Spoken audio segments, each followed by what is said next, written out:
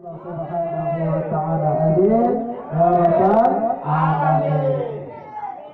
Pertama, bersyukur kita kepada Allah Subhanahu wa ta'ala bahwa pada malam ini atas izin Allah Subhanahu wa ta'ala kita dipertemukan di tempat ini.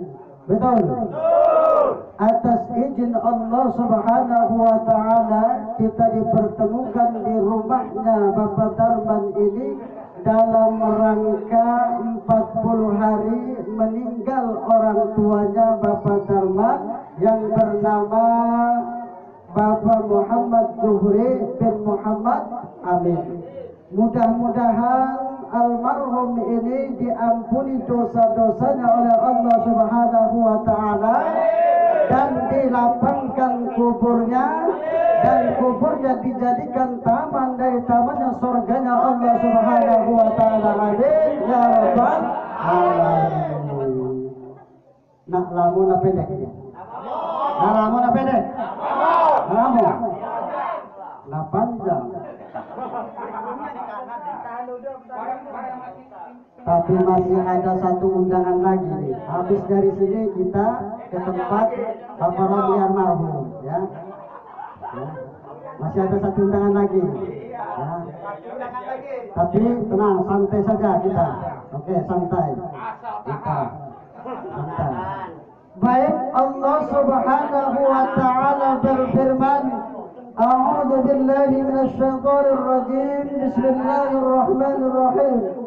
Tabarakalladzi biyadihil mulku wa huwa 'ala kulli syai'in qadir.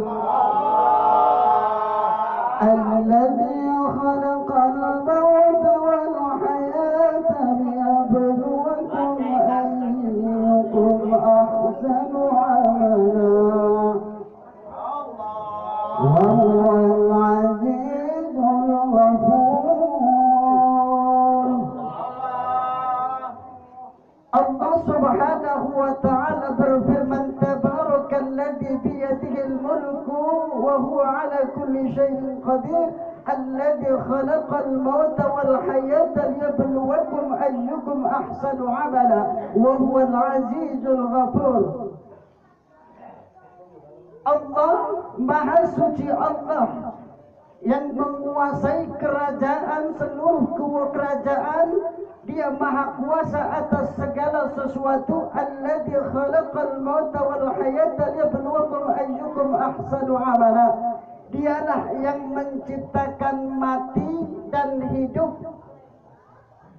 Allah yang menciptakan mati, yang menjadikan mati dan hidup untuk menguji kita siapa yang berbuat baik. Alladzi khalaqal mauta wal hayata liyabluwakum ayyukum ahsanu amala. Allah wa huwal 'azizul ghafur.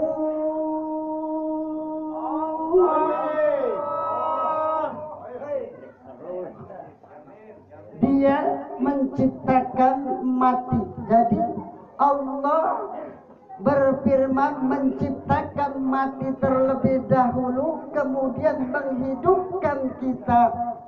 Jadi kita yang hadir di sini dahulunya mati, betul? Betul. Dahulunya tidak ada, betul? Betul. Atas kerjasama orang tua kita, maka nongollah kita, betul? Betul. Yang ada yang sudah kumisan sekarang, ya, yang sudah ada jenggotan sekarang. Nah, ini hasil yang ubanan sudah, ya. Nah itu. Yang giginya habis kembali muda, kembali bayi lagi. Jadi itulah kita akan kembali. Nah, itu. Jadi Allah Subhanahu wa ta'ala menciptakan mati terlebih dahulu dalam ayat ini, lalu Allah menghidupkan kita. kemudian mematikan kita, kemudian menghidupkan kita kembali. Berarti kita 2 kali dihidupkan oleh Allah Subhanahu wa taala dan 2 kali kita dimatikan oleh Allah Subhanahu wa taala. Betul? Betul. Kalau kita memang tahu akan kematian, bahwa Allah itu liyabluwakum ayyukum ahsanu amala, untuk menguji kita siapa yang amalnya baik. Ini kematian untuk menguji kita siapa orangnya yang berbuat baik, siapa diuji oleh Allah Subhanahu wa taala. Makanya yang namanya kematian itu pasti akan datang, betul? Betul. Kullu nafsin dha'iqatul maut. Setiap yang bernyawa pasti akan merasakan mati. Betul? Tidak siapapun. Ustadz Kamsuri Ustadz Sani Pak Yanto Ustadz nanti kaget dulu. Apa? Kaget. Tidak siapapun pasti akan mati. Ya. Entahkah dia pejabat, entahkah dia presiden, gubernur, lurah dan lain sebagainya, apalagi Pak RT. Ya. Gubernur saja mati, presiden mati, apalagi Pak RT. Ustadz kaget. Kaget. Ya.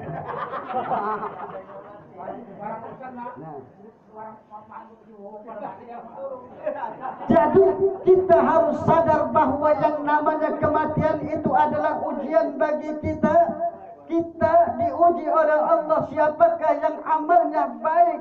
Kaifa takfuruna billahi wa kuntum amwatan fa ahyaakum thumma yumitukum thumma yuhyikum thumma ilayhi turja'un. Kaifa takfuruna billahi wa kuntum amwatan fa ahyaakum. Mengapakah engkau ingkar, mengapakah engkau kafir padahal kamu dahulunya mati?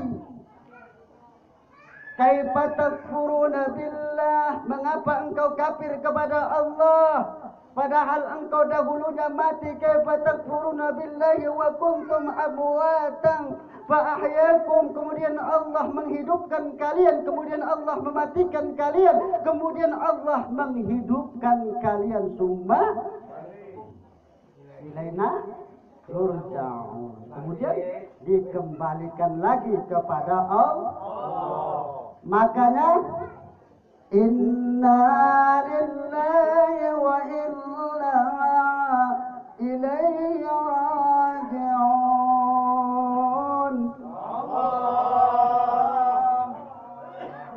Ulaika alaihim salawatun min rabbihim wa rahmah wa ulaika humul muhtadun.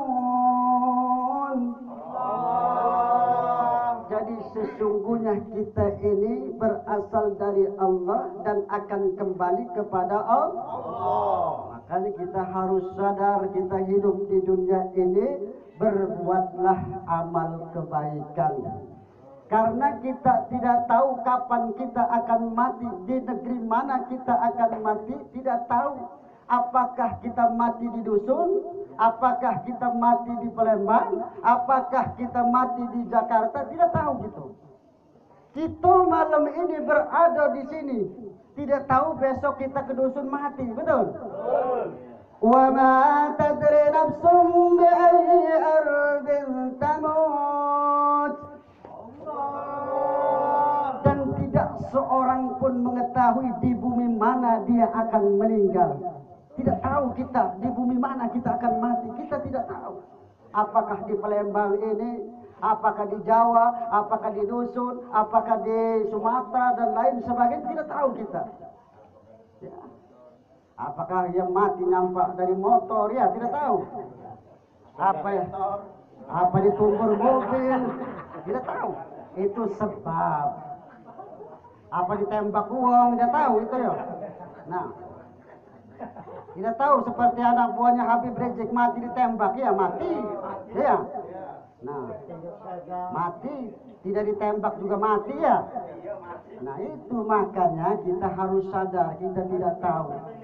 Berbuatlah amal kebaikan kita di dunia ini. Jangan sampai kita mati dalam keadaan tidak beriman. Ya. Dalam keadaan ini kita mendengarkan tausiah, ini adalah majlis taklim. Ini adalah majlis taklim. Saudara, bapak dan ibu mendengarkan tausiah, itu pahalanya sungguh luar biasa. Lebih baik daripada sholat 100 rakaat. Ya, ini lebih baik daripada sholat 100 rakaat mendengarkan tausiah, mendengarkan ceramah. Ya, karena sungguh luar biasa. Makanya ada hadis Nabi, barang siapa sholat berjamaah kemudian duduk mendengarkan pengajian, mendengarkan firman-firman Allah, mendengarkan ayat-ayat Allah, kemudian diamalkannya, maka dia akan mendapatkan 6 keuntungan. Ini 5 keuntungan dan 6 keuntungan. Yang pertama, dia mendapatkan ar-rizqu minal halal, rezeki yang halal. Ya, rezeki yang halal. Kemudian yang kedua, wa yanzu min azabil qabri, dia akan diselamatkan dari siksa kubur. Ya. Kemudian yang ketiga, wa yu'ta kitabi biyaminihi, akan menerima catatannya dengan tangan kanan. Kalau sudah menerima catatannya dengan tangan kanan, pasti masuk surga. Yang keempat, wa yamurru 'ala sirati kal barqil khatib, dia akan melewati jembatan itu bagaikan kilat menyambar. Jadi nanti kelak di hari kiamat nanti itu ada orang-orang yang berjalan melewati jembatan tersebut, ada yang berjalan santai, ada yang lari-lari, ada yang terbang, ada yang merangkak. Ada yang jalannya nyampe baik gawinnya. Ada baik. Ya ada, sampai lah yang nyampe baik itu jalan itu. Tapi masih mending nyampe baik sampai daripada tidak nyampe-nyampe. Betul? Nah, wa yamurru 'ala sirati kal barqil khatib, dia akan melewati jembatan itu bagaikan kilat. Langsung sampai. Siapa lah caming apa siapa? Apa sekam sorry? Apa ini? Amin. Terus wa yuhsaru ma'an nabiyyin, dia akan dikumpulkan bersama Nabi di padang mahsyar. Kemudian dia akan dibangunkan di dalam surga itu rumah, istana yang pintunya 40. Ada rumah kita di sini, di pintunya 40 ada. Nah itu. Bininya 70 ekor. Bukan siko, bininya 70 di sana. Nah itu. Kalau di surga tapi ya itu. Nah, ini keuntungannya. Makanya seorang ulama itu tinggi kedudukannya di hadapan Allah Subhanahu wa taala. Maka kita sebagai umat Islam jangan kita ikut-ikutan membenci ulama, betul? Terserahlah mereka yang benci, terserahlah mereka yang tidak mau menghormati ulama, kita jangan ikut-ikutan membenci ulama. Karena apa? Kedudukan ulama itu 700 kali lipat daripada orang yang beriman di hadapan Allah Subhanahu wa taala. Jadi sungguh luar biasa kedudukan ulama dibandingkan orang yang beriman. Yarfa'illahu alladhina amanu utul ilma darajat.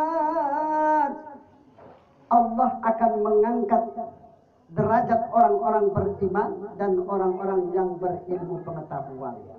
Allah akan mengangkat.